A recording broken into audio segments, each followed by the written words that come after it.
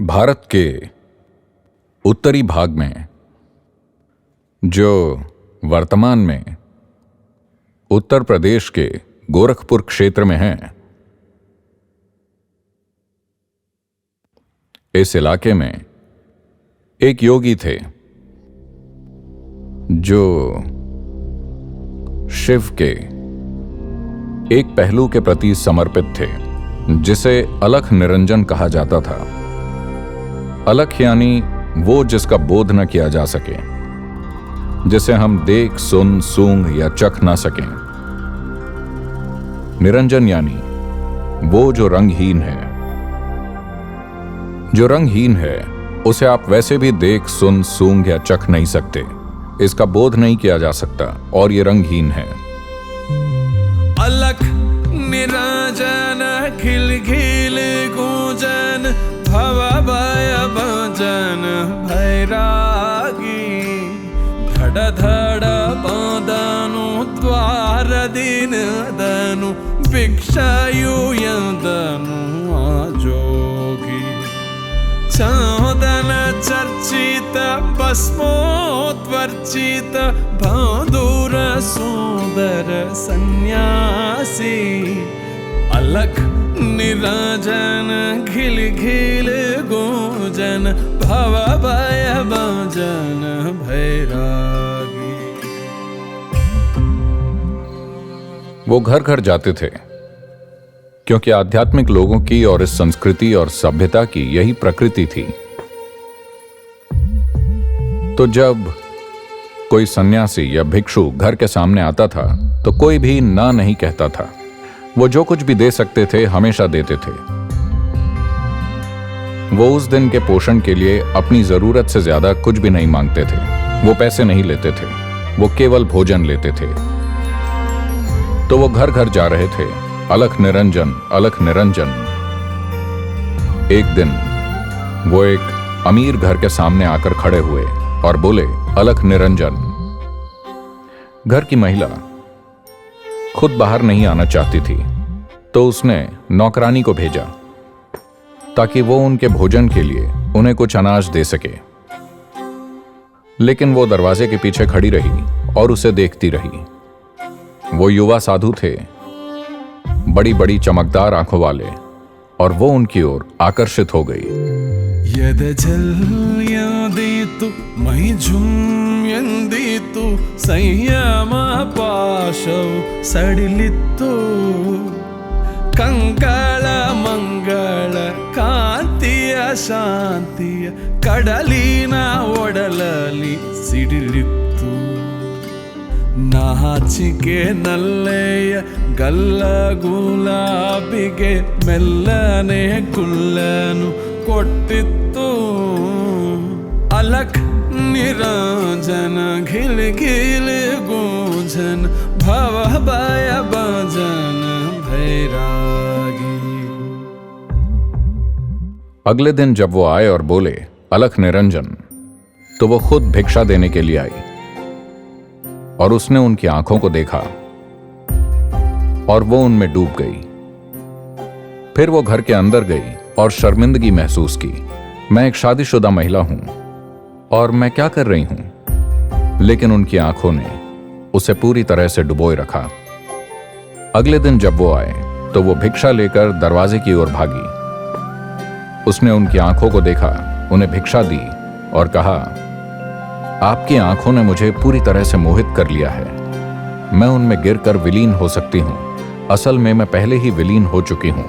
उसने कहा, अलख निरंजन, अलख निरंजन, और चले गए। अलख निरंजन, अलख निरंजन ಕಂಚಿನ ಕಂಠವು ಮೊಳಗಿತ್ತು ಹೆಣ್ಣಿನ ಕಣ್ಣಿಗೆ ಹಬ್ಬವ ಹಬ್ಬಿಸಿ ಮೆಚ್ಚಿನ ಮೂರುತಿ ಬೆಳಗಿತ್ತು ಶಪಥವು ಮರೆಯಿತು ಕುಪಥವು ತೆರೆಯಿತು ಕರೆಯಿತು ಕಿಂಕಿಣಿ ಝಂಕಾರ ಕರಣವ ಎಳೆಯಿತು ಹರಣವ ಸೆಳೆಯಿತು ಓಂಕರಿಸುವ ಸ್ಮರ ಟಂಕಾರ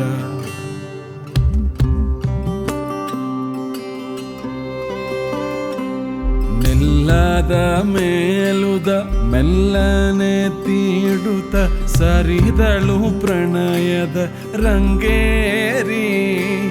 ನಿಲ್ಲೆಲೆ ಜೋಗಿಯೇ ನಿನ್ನಯ ಕಣ್ಣಲ್ಲಿ ಎಂತಹ ಕಾಂತಿಯು ಕುಣಿಯುತ್ತಿದೆ. ನಿಲ್ಲೆಲೆ ಜೋಗಿಯೇ ನಿನ್ನಯ ಕಣ್ಣಲ್ಲಿ ಎಂತಹ ಕಾಂತಿಯು ಕುಣಿಯುತ್ತಿದೆ. ತೇಜ ಪೂಜದ ಕಾಂತಿ ವಿಲಾಸಕ್ಕೆ ರವಿ ಶಶಿ ನೈದಿಲೆ ಮಣಿಯುತ್ತಿವೆ. अगले दिन वो फिर आए. उन्होंने कहा, अलख निरंजन. वो दरवाजे पर आई तो उनके पास एक प्लेट थी और उन्होंने कहा, कल आपने कहा था आपको मेरी आंखों से प्रेम है, मैं उन्हें ले आया हूं. उन्होंने अपनी आंखें निकाल ली थीं.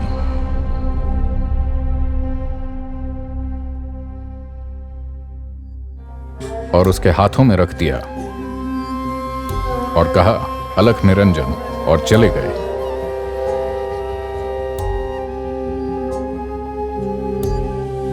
वो अंधे होने को तैयार हैं ताकि उसकी आंतरिक आंखें खुल जाएं. ये इस दुनिया के योगी और रहस्यवादी हैं. अलख निरंजन, अलख निरंजन, मरुदीन बंदनु आजोगी. ಉಕ್ಕಿನ ಬಾಗಿಲು ಗಕ್ಕನೆ ತೆರೆಯಿತು, ಮೂತೆರೆ ಸೆರೆಯಿತು ಮರೆಯಲ್ಲಿ. ತಾಯಿಯೇ ತೆಗೆದುಕೋ ಎನ್ನುತ್ತ ಜೋಗಿಯು ನೀರೆಗೆ ತಾಳಿಯ ಕೊಟ್ಟಿದ್ದ. ತಾಳಿಯ ತಳಧಳ್ಳಿ ತಳತಳ ಹೊಳೆಯುವ ಕಣ್ಣುಗಾಲೆರಡನ್ನು ಇಟ್ಟಿದ್ದ. ತಾಯಿಯೇ ನಿನ್ನಯ ದಿನ ನೀನೆನ್ನಯ ಕಣ್ಣಿನ ಬಣ್ಣನೆ ಮಾಡಿದ್ದೆ. ಕರತಿಯ ಗೋರಿಯ ಕಟ್ಟಿದ ತೊಗಳಿನ ಆ ಕಣ್ಕಿತ್ತಿದೋ ತಂದಿಹೆನು. अलख निरंजन, अलख निरंजन, ನಡೆದನು ನಿರ್ವ್ಯಥೆ ಆ ಜೋಗಿ. ಹೊಗಳಿನ ಕಣ್ಬಲಿ ಇಂದಲಿ ಜ್ಞಾನದ ಒಳಗಂತರಯಿಸಿ ಕುರುಡಾಗಿ. ತಾಯಿಯೇ ನಿನ್ನಯ ದಿನ ನೀನೆನ್ನಯ ಕಣ್ಣಿನ ಬಣ್ಣನೆ ಮಾಡಿದ್ದೆ. ಕರತಿಯ ಕೋರಿಯ ಕಟ್ಟಿದ ತೊಗಳಿನ ಆ ಕಣ್ಕಿತ್ತಿದೋ ತಂದಿಹೆನು. अलख निरंजन, अलख निरंजन.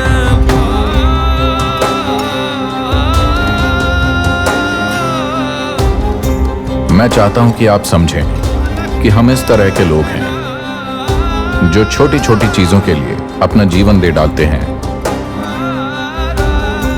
हर चीज के प्रति एक गहरा जुनून और खुद के प्रति पूरी उदासीनता. ये उस व्यक्ति की प्रकृति है जिसने दुनिया को रंग से परे, स्वाद से परे और इंद्रियों के बोध से परे देखा है.